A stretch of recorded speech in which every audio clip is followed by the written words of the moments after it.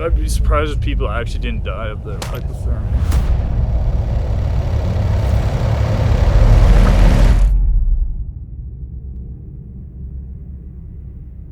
All right, Nick, I'm just gonna say a few things about you, and I want you to think of one word that comes to mind. You live in a space that most people avoid, the one beyond what they think is possible. You've survived the most dangerous stretch of ocean in the world. You've cycled the entire continent of Africa. Your life is built around pushing yourself further than most are willing to go. Now what are you chasing? More.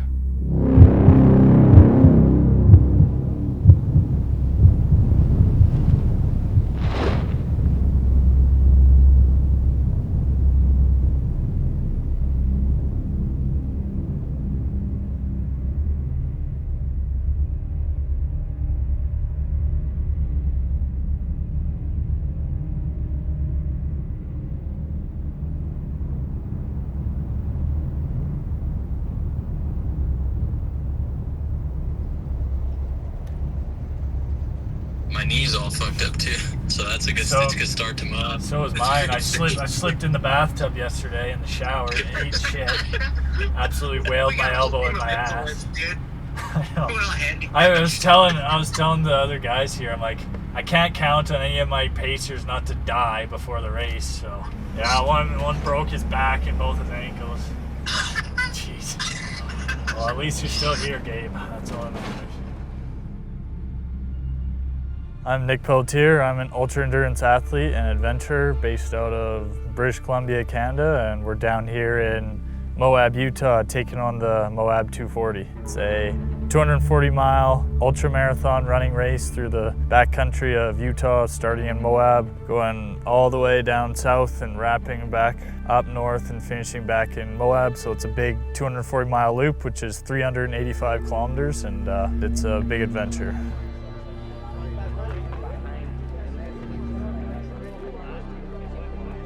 That's right. 1, 2, 3. Perfect. Well, I think events like this and endurance in general, they're kind of a metaphor for life. There's that saying that the hardest thing that you've ever had to do is the hardest thing that you've ever had to do, whether that's getting your new shoes dirty and that is ruining your day, or it's, going through the Shay Mountains when it's freezing cold and Moab 240. When you've put yourself through this voluntary adversity and shown yourself how to get through challenges and how to deal with these ups and downs, and I feel like you can utilize it in those aspects of your life as well.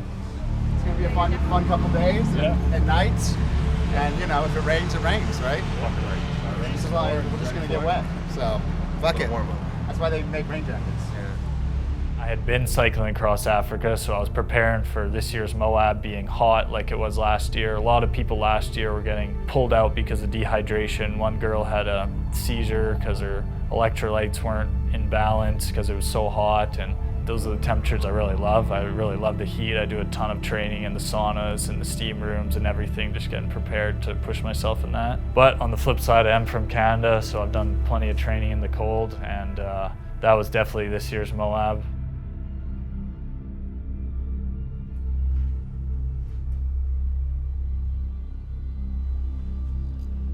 Nick has sort of a quiet, calm presence. There's a stillness to him that could even be mistaken for uncertainty. But after last year's race result and the outcome of the Molokai Channel, I know that this year's Moab 240 carries a lot of weight for him. Most ultras you do start early in the morning, but Moab starts at noon, so you kind of get to wake up in the morning of the race and then get ready as the day goes on. So it's not like a wake up and then start the race type of thing. You kind of get to ease into it. I tried to sleep as late as I could. I think I laid in bed till about 10 a.m. and it's kind of a surreal feeling that like this is the last real rest you're going to get for close to a week. Try to do PR mile off the bat. Just take off. DNF before the first 8C.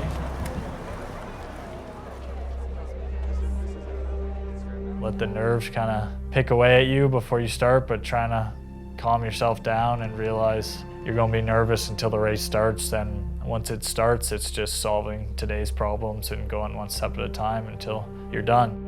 Yeah. You're gonna get to see it. Yeah, you too. It's your first one? First time, yeah. Nice. Hell yeah. Well, if I see you out there, we can run together. Sure, yeah, let's share some. It's a lot of nerves and emotions, and everybody is at the start. You don't really know what's going to happen, but over the next however many days it takes, you have 117 hours to complete it, which is just under 5 days. You know something is going to happen, you just don't know what, and it's just basically filling in the blanks. So. If I get lost. If I get lost. Hurt. Or die. It's my own damn fault. It's my own damn fault. Africa was its own endeavor and its own challenge and its own memories and event, but a lot of the time on that I was spent thinking of, Moab and what went wrong, and how what I'm doing now is preparing me for Moab again. So almost like this whole year, everything I've done was leading back up to Moab and getting it done this year. So I think it was more about redemption for sure.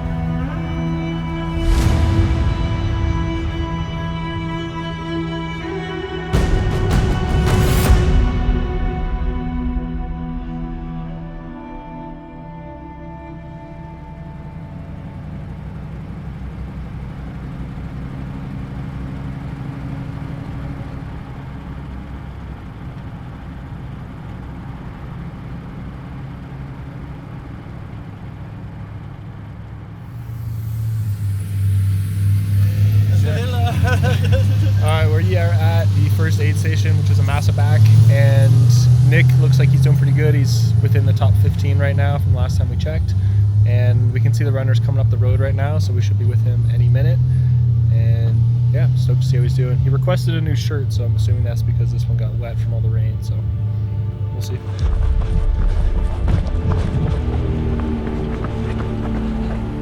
Shirt and clothes are like absolutely drenched. It was raining a bit, but it's wet with sweat. I think it's really humid right now. Hat, everything's soaked, but it's warm right now, so it's good. It's nice to kind of get ahead of the main pack, up in front of everybody for the first couple aid stations, and you can sit in with like a little buffer on the cutoff times as well. Here we go, out of Moab and up into the trails now. Next up is a massive back. See Kyle, Ryan, Joe, and I won't see him for like 100 miles, so. Massive back is the first crude aid station, so as I came in there, Eli and I were going to leave together, so we set a 10-minute timer, and I met up with Ryan, Kyle, and Joe, and they kind of just helped me out. I grabbed my gaiters at that time and put them on as we're going into more trail stuff at that point, and it was just a pretty quick turnaround. And as we were getting ready to go, about a minute before we left, we saw David Goggins come into the aid station, and it was pretty surreal just knowing you're there competing with somebody who you've looked up to and been inspired by in the past, but knowing that, we're all just humans and we're all taking on the same challenge and nobody's above another person. It was cool just, all those stereotypes and all those labels get kind of melted away. You're all just the same during the race. So we set out of that aid station, Eli and I, and we were constantly looking over our shoulder and seeing that Goggins was behind us. So we're playing a bit of a cat and mouse keep ahead game with Goggins. And then we got to Jacob's Ladder, which is this very steep kind of switchback section where it's boulders and rocks, and you got to kind of pick your way, weave down. And I was going through that just ahead of David Goggins, and at the end of it, when we came out, there was Goggins right behind me, and I slowed up a little bit to let him maybe catch up to me and say, yo, like, what's up, David? How's it going? And David just ran right past me. Then it was about a foursome, so Eli and David were in front of us, and me and another guy behind, and we're all just kind of running together, not really saying much. And the guy next to me asked, like, oh, where are you from? And I said, oh, I'm from Canada, like Kelowna. And then David turned around and said, I fought a fuck ton of fires out in BC. Oh, nice. Like, yeah, I'm from Kelowna where all those fires were a couple of years ago. He's like, yeah, I was out there. I was like, ah, nice. You still smoke jumping? Yup. And then he turned around and that was my whole interaction with Goggins, so.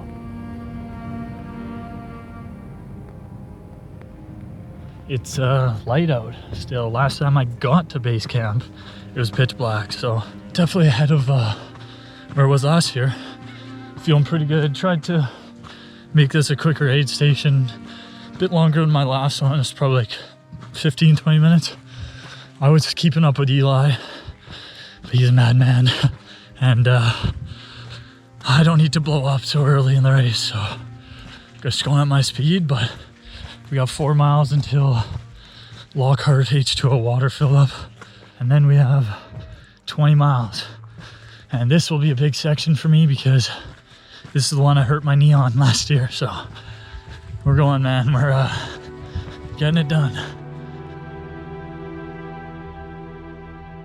Last year's DNF, it definitely didn't tickle at the end of the run. Obviously, physically, I was left pretty beat up, as well as mentally, emotionally. I mean, you put a lot of time and effort into training and preparing for these events, and you have a certain idea of how things are going to go when you get out there, and you know, sometimes it goes your way and sometimes it doesn't. It's hard to really plan for all the things that happen, but I was descending down this kind of rocky hill and I took a step with my right leg and I had my heel on a rock and it slipped out from under me and my whole right knee just hyperextended forward, completely straight, kind of buckled back, and then immediately I could feel the whole back of it tighten up and shooting pain in the middle of the knee. And it was kind of a surreal moment, just thinking like, holy shit, like what have I done? This is leg, I can't even straight anymore. And then I got off and put my bag back on, and I realized that I had this unbelievable itch and like pain on my whole back, on my head, on my legs, everything. And I looked at my bag and I could just see with my headlamp this shiny, glittery little carbon fiberglass hairs all throughout my whole bag, which were like little needles into every single part, like 1,000 little needles all throughout me. I kid you not, man, this is some of the worst fucking itch I've ever had in my life. That carbon fiber, it's like 1,000,000 hairs inside you. 1,000,000 little spikes. Oh my God, man. It's over every single thing. I got to Oasis about 7 in the morning and I ripped my shirt off, took my bag off. I was down to nothing, my shoes off, nothing except my shorts. I was just sitting there kind of defeated. Like at that point, I thought my race was done. Only 3 aid stations in, 1 day in. This race, you're allowed to take 117 hours to complete, but you also have to make certain cutoff times at each aid station in order to keep going. I had made the cutoff time at Oasis, but I now had to leave before 12 p.m. noon to make it to the next aid station. I left that first section there at like 10:30. Was opening it there like 1 a.m. Got there like 7 a.m. I've been here at this aid station until like it's 11 a.m. now, man, and these guys are sewing me back together. Thought it was over, but we're still going. I don't know how this leg will hold up, but I'm living true to my motto, come for complacency, and I'm gonna empty the tank, and the only way I'm stopping this is if I time out, if I don't make the cutoff. So let's go, man. I think how I reacted after I got the injury is what made me realize like you can push through things even if you don't get the job done. I could have easily stopped at Oasis when my knee was hurt. I like limped into that aid station and took like 4 or 5 hours to try and get my knee together. I could have easily called it there. Lots of people did. I didn't know how far I was going to get, but I told myself I'm not quitting. The only way I'm stopping is if I get timed out.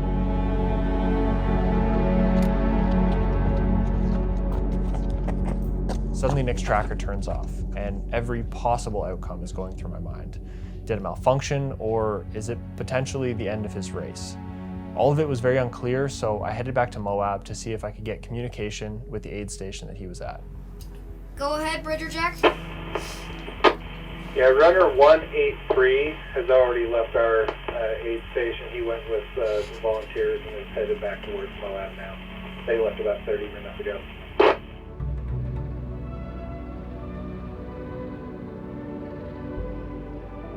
Unfortunately, at Bridger Jack, around mile 98, around 158 kilometers in, I got timed out and got DNF'd out of the Moab 240. So it's funny thinking that 100 miles is considered a failure, but I guess when your goal is 240 and you only make it 100, then it's less than half of what your goal is. But I was still really proud at how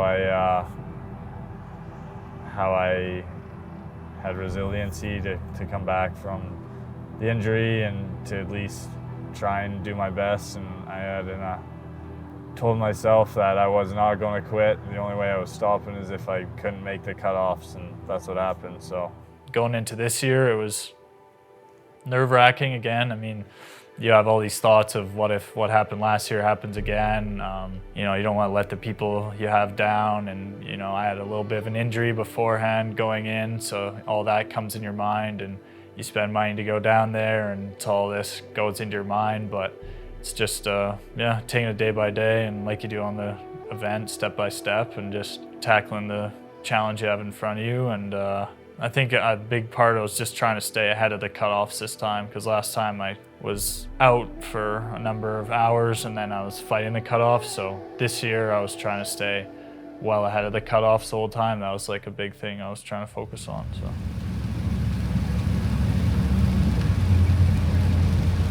Perfect day to run outside, I think. That it is. It is morning of day 2, and we are just heading to Indian Creek. This was a crew station last year, but it's not this year. It's just a pacer drop-off.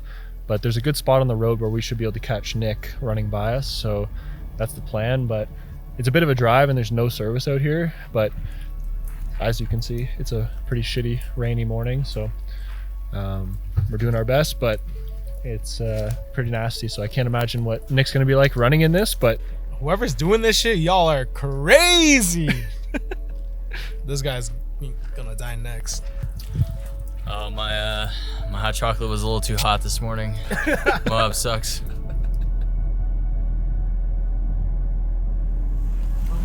Yeah.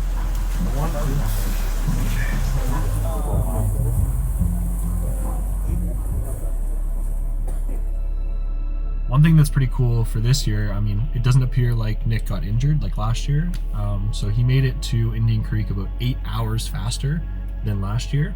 So we're looking good. He's still in the front quarter of the people that are remaining. So this is the map that we're looking at, and you can see Nick is 201 right there, and that is Indian Creek. So he's still there as of right now, but I mean, there are some racers coming up here, so once we refresh it, we'll be able to check.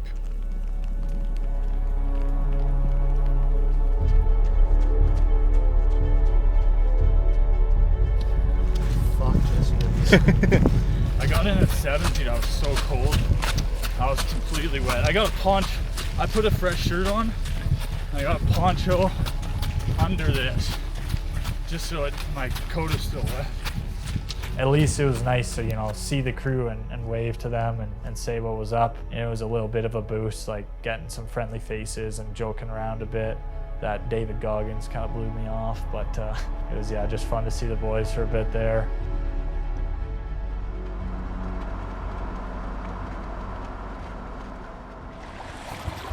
Have to take the damn shoes off to cross this river. Man, that's super annoying. Adds another like 15 minutes just to take your shoes off, walk across the river, dry your feet, put your socks on, put your shoes back on, put your gaiters back on.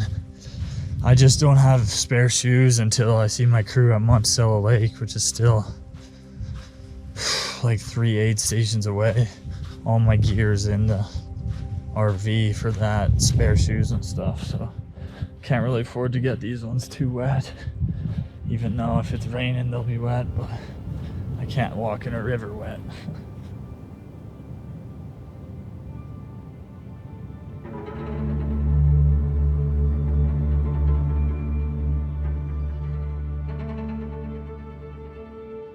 just left the island. That was one last year that I left right at the cutoff time, like at 1:59 when it cut off at 2. So now we're doing the last leg that I did last year, Bridger Jack, which is a leading climb before the big climb up Shay Mountain. So got like 17 miles of climbing here, but we're a lot earlier than we were last year.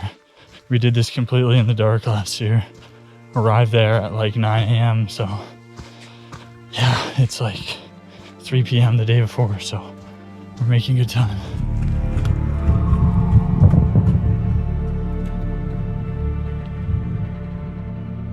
Alright, so right now I'm figuring out what sections I'm going to run with Nick. He's almost at Bridger Jack, just a couple miles away, and then I'm going to meet him at the next one, Shay Mountain. And that'll be my first section because that one's kind of rough. I'm trying to just build it up where I can do a lot in the hard sections like Pole Canyon and Geyser Pass, because there's like 7,000 feet of climbing between those two. So those really suck at the end of the race to do by yourself, so I want to be there to help him through that. Here at Bridger Jack.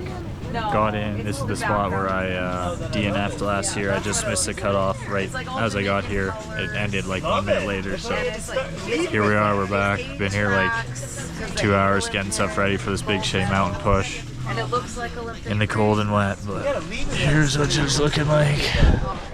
I almost didn't really want to leave that aid station because it was so warm and inviting, and as soon as you left it, the wind was howling at the top of this mountain and everything, but it was time to go, and I started just making my way out towards the daunting Shay Mountain. Well, we're climbing Shay Mountain in the freezing cold, dark, windy. It's probably gonna rain soon. Around mile 100, so let's go, baby.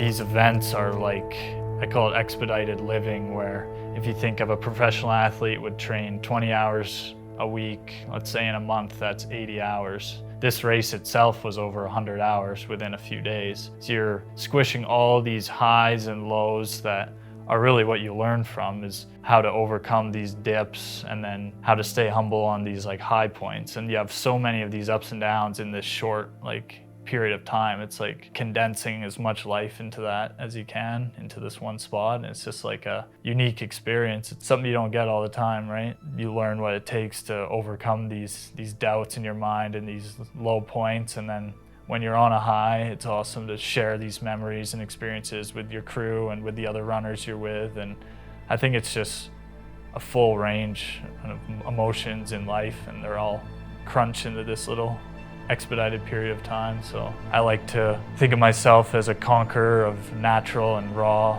world and the experiences that it has, and I like to just go out and make it happen. So.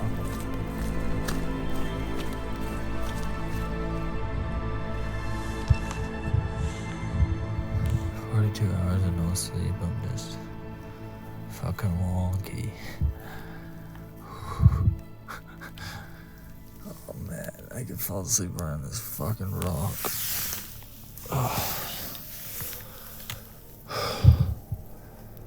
Oh, I've been seeing chickens and all sorts of things in the fucking bushes. Oh. 2 miles left, dude. I am so tired. I haven't slept at all. On to the third someday. Really feeling it for some reason. Nick's about a half mile away from Shay Mountain aid station, so walk up this road. It's like 0.2 miles or so. I'm gonna go meet him. And then I'm not sure what his plan is. He might take a little rest. I don't know if there's sleeping or cots here, but we'll make that plan when we get there. And then we're going up over that mountain up there. We can't really see it because it's covered in clouds, and we'll just hope the rain doesn't come back, because it was pouring last night. Violent pouring last night. So I'm glad I was inside for that.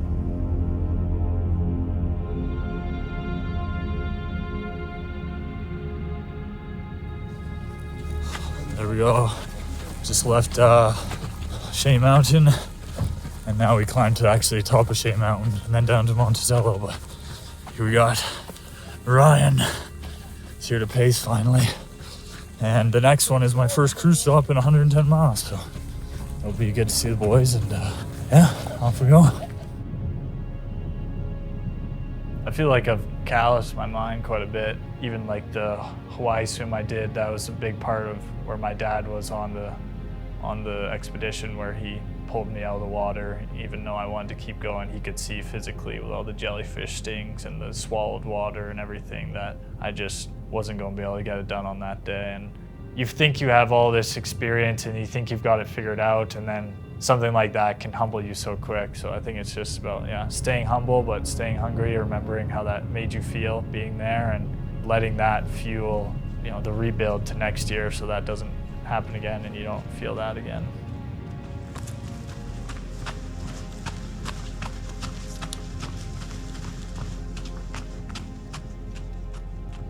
Officially hit halfway, 120 miles. Oh, I guess we're counting down the miles now, even though we're still climbing up, but it's a good milestone to hit. Get over halfway.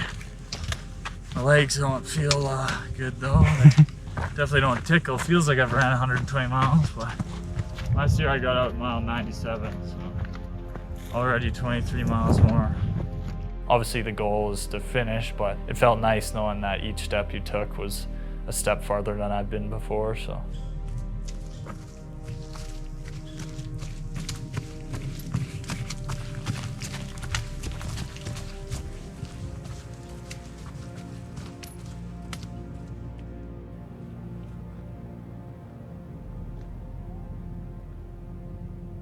We are at Monticello, Marcello, Rodriguez, Ortega Lake. We're just waiting for Nick and Ryan, and then we're just gonna take care of him as soon as he gets here. How you feeling?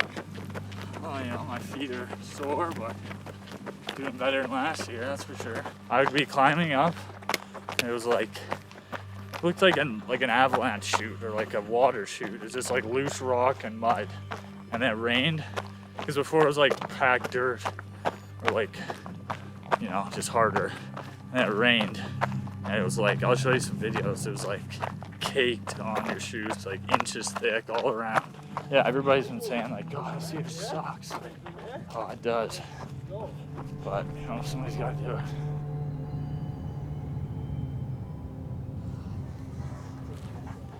Oh no, we're on You look really good. Yeah, I feel like your feet look great. I've got a few compliments on them so far.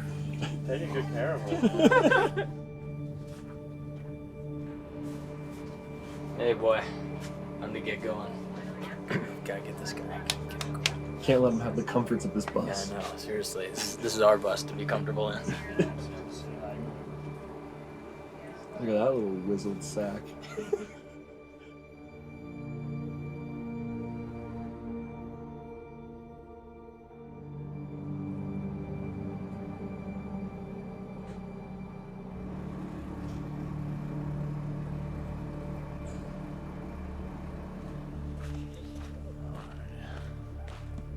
After Monticello Lake, it was this road that was pretty quick to run on. And then I started having this like terrible knee pain. It almost was hurting in the same spot that I hyperextended my knee the year before. I didn't do anything to it this year, like I didn't slip or fall. I just started having that same pain, which was a little worrying. So I stopped for a minute, like tried to work it out. I threw a knee sleeve on, a knee brace sleeve, and then got back to running. And I mean, I was hurting the whole race, but it was a little nerve-wracking at that point. And then I just, you know, kept running on it, worked it out a bit, and it got a bit better as the race went on. There we go, sun is setting, heading into the third night. So we started Friday noon, it's now Sunday evening. Over halfway, so on pace to finish with some spare time, but it's a long event, man. I think the winner is getting close to finishing now, which is absolutely insane, but that's not me, so I gotta go the pace I'm going and bring her on home.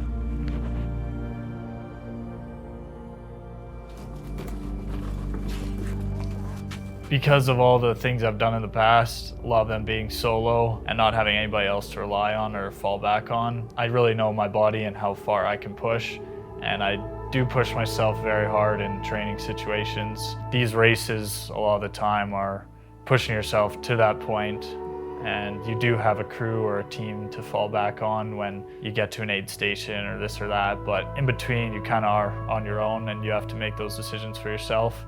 And I think being in a race like this is easier in that sense because I've had these situations in the past where I'd be in the middle of Africa with nobody around, and you do have to make it to a certain spot, and you kind of know what level your body can get to because you push past what you previously thought those levels were. Boys left Dry Valley and to the Needles. I was in shambles coming back into the Dry Valley one, so got me all fixed up, got some food, had a little rest, like an hour, and now off into the darkness. Got like 94, 95 miles left, so grind time, baby.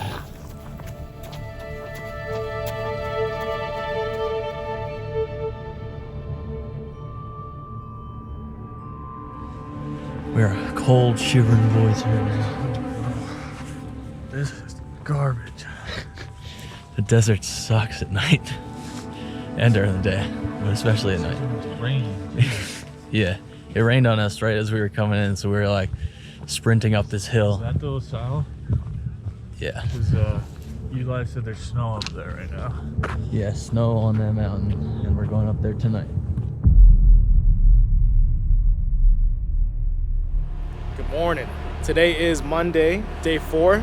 Last night it was raining, very cold. Him and Ryan got to the Needles aid station. Unfortunately, we couldn't meet him there, but we are now at Road 46, which is mile 170. We're just waiting for the boys. Hopefully they had a good night. We'll see how they're doing. Next stop is the Pole Canyon, another 14 miles.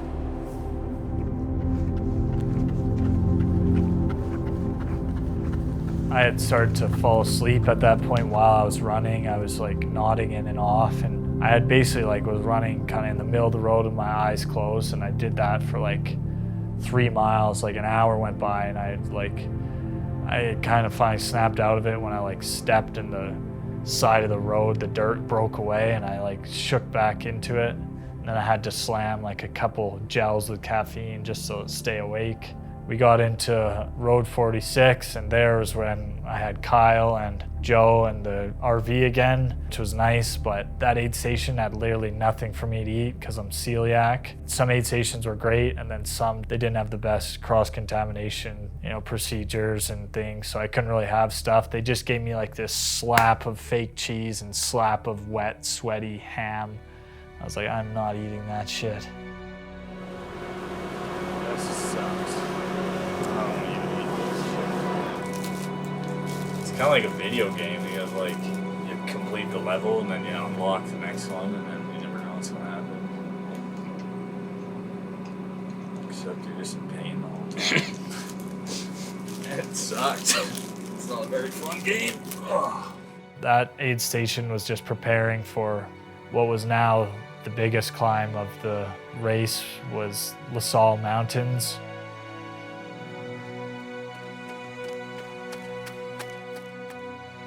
I didn't have a pacer for this section. Ryan stayed back on this stretch. It was dry for the start of it, and then as I would climb up higher, you could look back and see like Shay Mountain in the distance, which was the mountain you were just on, a day or two before, and seeing like how much distance you've covered by your feet over those last few days was like pretty crazy to see, and it gave you like a tangible progress of what you've made.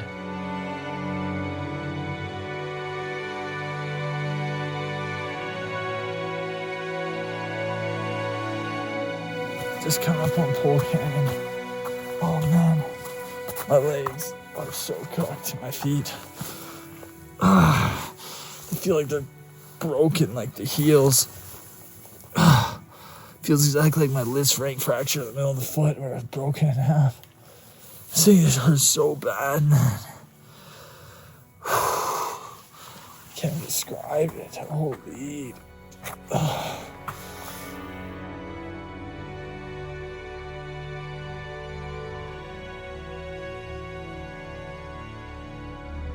But I got into Pole Canyon, and this aid station had like a very gloomy feeling. It was like, almost seemed like people were, just been to war. They're like laying on these cots. They're like, we're bleeding. Their feet are swollen. They're like hanging their heads. Meal at Pole Canyon, 4 gluten-free tortillas.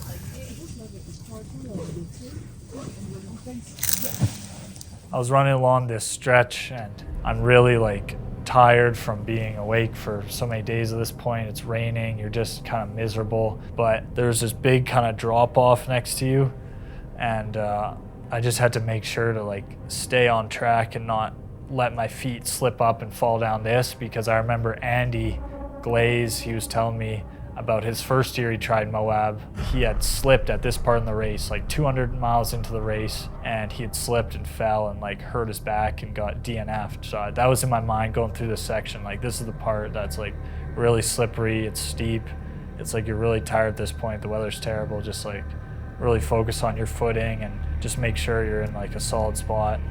I can't imagine some people doing this. Like, I don't know. Some people didn't look like they were very sure-footed, and like, I'd be surprised if somebody didn't die out here tonight. Like, slip and fall off the side of this mountain. Holy dude.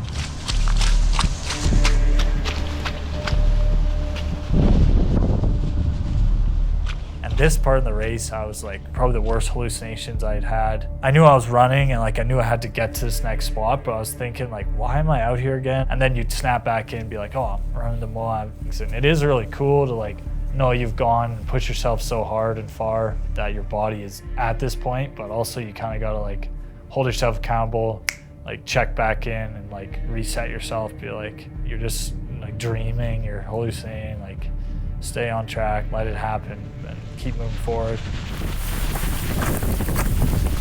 Oh, it's crazy weather right now, dude.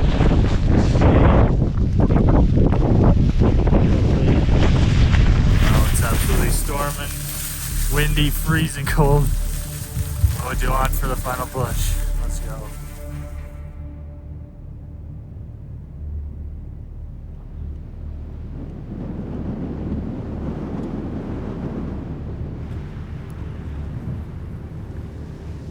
All right, right now we're on Geyser Pass. I'm waiting for Nick. He's like a half a mile away. This is mile 199.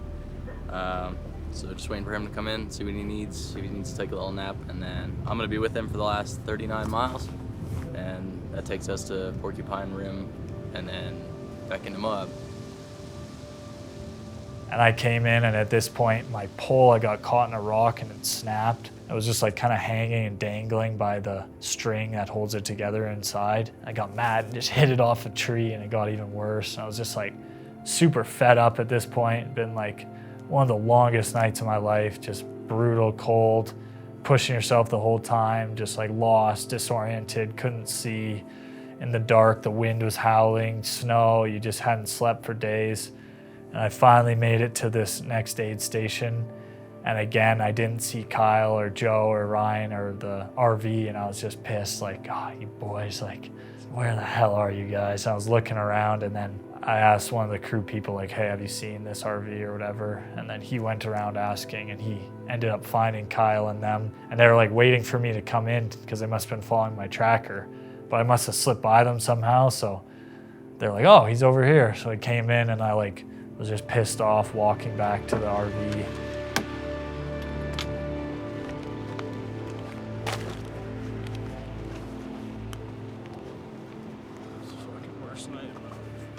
Yeah, I'd be surprised if people actually didn't die of the hypothermia. I passed so many people that were like,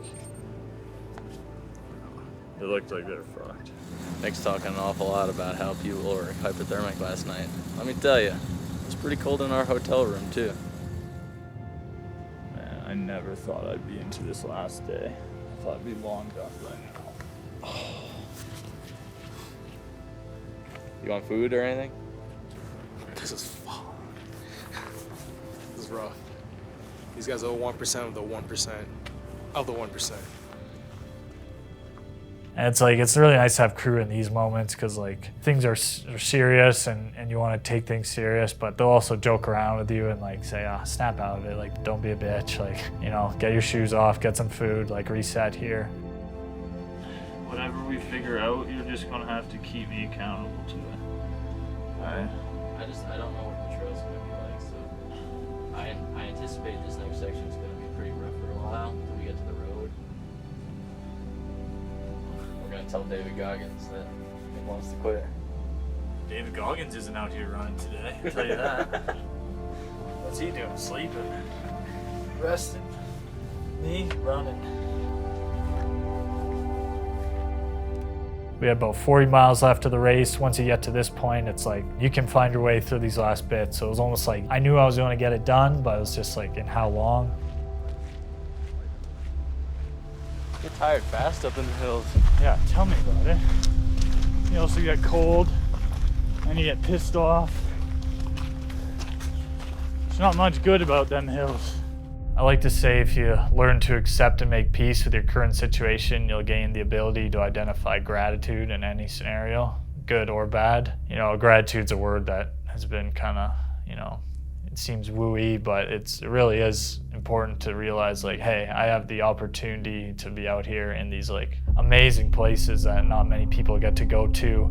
And I've gotten here under the only power of my body is the only thing that got me to these spots. And like seeing the wilderness and knowing that, you know, I've already gone however many miles and that I even have the ability to run when, you know, or to see and all these things. So I think I'm really grateful when I'm out there, or I try and be, you know, identifying gratitude throughout the whole race, because it's easy to say, oh, boo-hoo me, and, you know, feel bad for yourself when you're going through these hard things and you chose to be there. Like, nobody's making you do that, right? You're almost like a snake who goes in and it's like shedding his skin as you're doing the race. It's like you almost become a different person.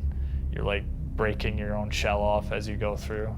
So it's really like almost like a rebirth situation as you go through the race, and I think it's really just about gratitude.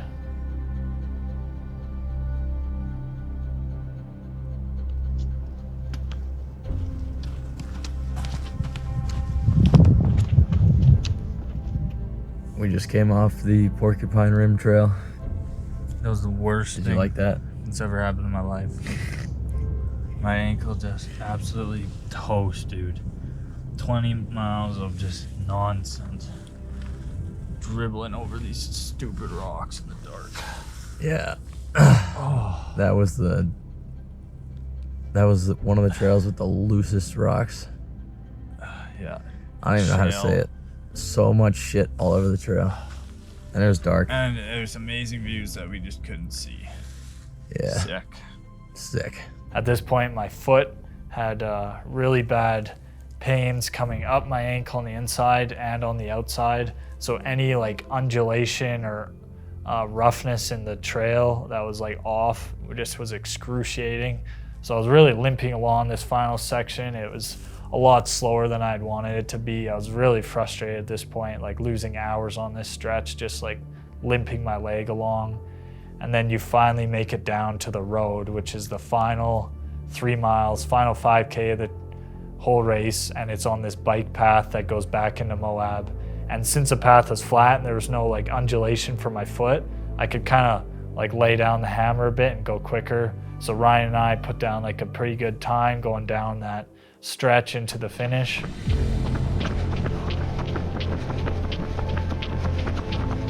You're coming in and it's like, oh, this is so surreal feeling, because you'd started at this exact spot, like, you know, at my case 5 days before, 111 hours before, and you've been through this huge journey of, you know, self-exploration and pushing and ups and downs. It's just expedited living of all these experiences that normally would be over months and months if you were to do them, and they're crushed into this 5-day period, and now all of it's coming to a climax at the end.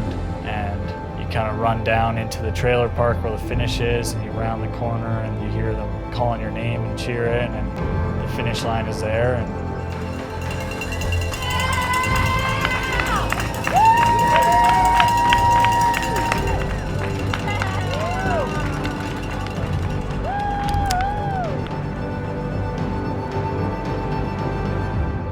it's just, I felt kind of just like stunned, surreal. It's like you don't really know what to say. It's just like, it's over now. You know, you've done all that work and now it's done. And then you think back to all the experiences the year before when you failed and all that comes rushing back in. And then you think about my Africa cycle and all those hours and hours thinking about what will be like this and Moab and this, and it's never how it is. The weather was completely different, and you know, everything's different than how you expect it to be, but I feel like a lot of the times in these adventures, it's exactly how it needed to be for you. A lot of my endeavors at the finish, I've only had myself there, and you learn to just take in that moment alone, but it was pretty special having, you know, Kyle, who was there for last year's attempt, and then having a friend Ryan and Joe this year, and then my other friend Damon, who came down surprised at the finish. So it was cool to have like the whole crew there, and made our way back to about a mile down the road was our hotel, and felt nice to be off your feet, but at the same time, you think you're gonna put your feet up and you're gonna have this best sleep ever, and it's gonna be like relaxing now, but your body's so hyped up after all this caffeine and all these hours of being up and adrenaline pumps and dumps, and you know, you just finished, and you know, I go to lay down and your legs are just seizing, they hurt so bad, so the sleep really isn't that good. But the other guys had kind of left at this point. Ryan had went to bed, and I was leaning up against the wall and just like rinsing everything off. Felt so nice to have a warm shower. And then I have this thing where when I finish an endeavor or an ultra or something, I've always gotten to bed and like you have this smile that like, it's just an accomplishment feeling, like you did it, you know? And after the ones in the past I've had, like the swims or, you know, Moab last year, things like that, you don't have that feeling. It's just like, you go through all this hard work and you don't get that satisfaction. You learn lots from it, but you don't get that feeling of like accomplishment, success. But this one, I got to lay in there and have that smile feeling and like, just know that, you know, I fucking did it, so. Yeah, that was Moab.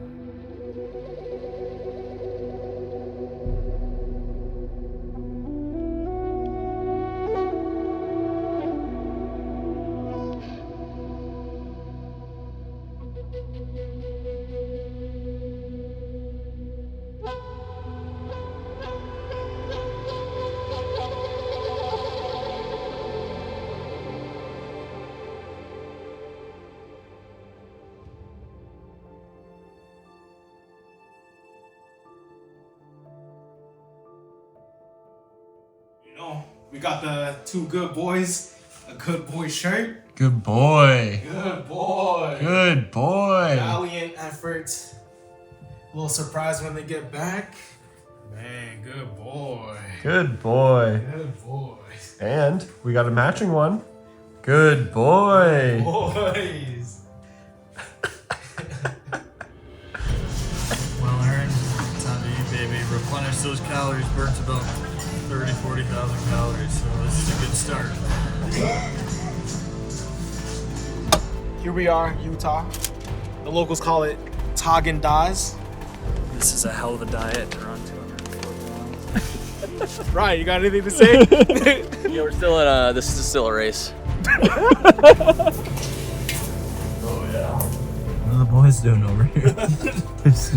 We cuddling over here.